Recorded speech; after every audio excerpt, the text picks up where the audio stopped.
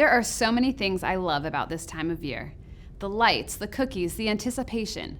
But one of my absolute favorite things are Christmas carols.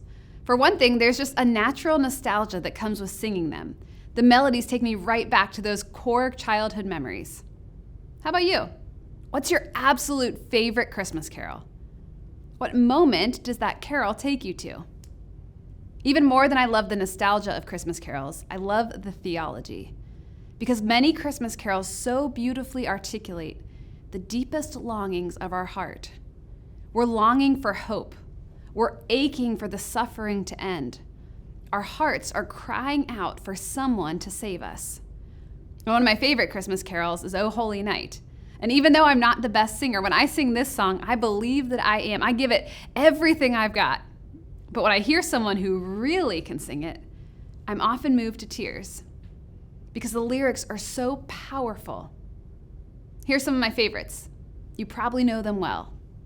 Long lay the world in sin and error pining, till he appeared and the soul felt its worth.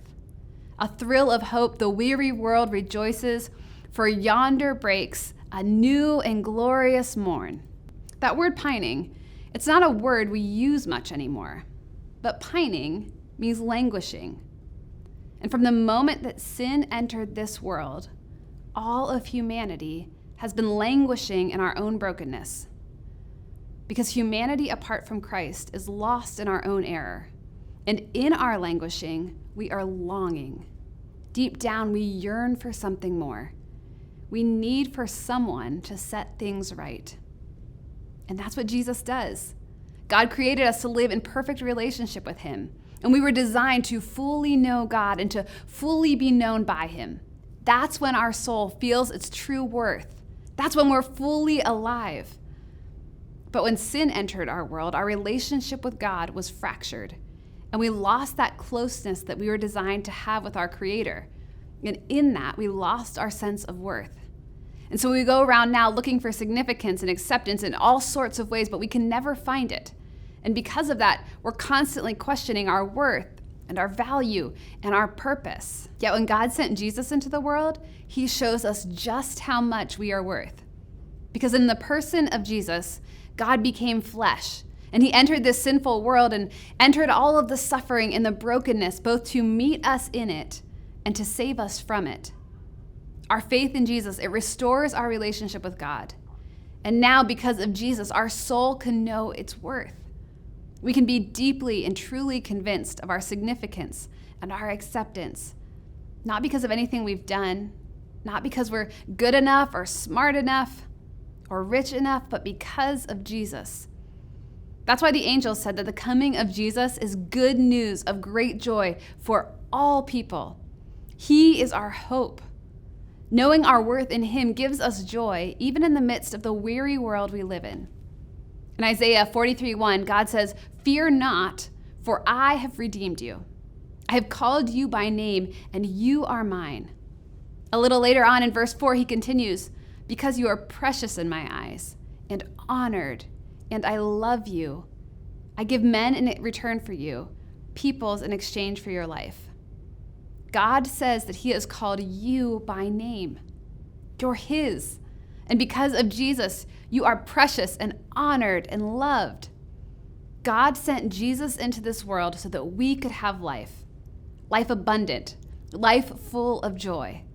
This is the good news of great joy that we celebrate at Christmas. And so right now, we're going to take a moment and connect with Jesus. And if you would, just close your eyes and picture him calling you by name. What does that look like? What does that sound like? What does that feel like? And now as we listen to O Holy Night, ask Jesus to speak worth to your soul. Ask him to tell you what it is that he loves about you.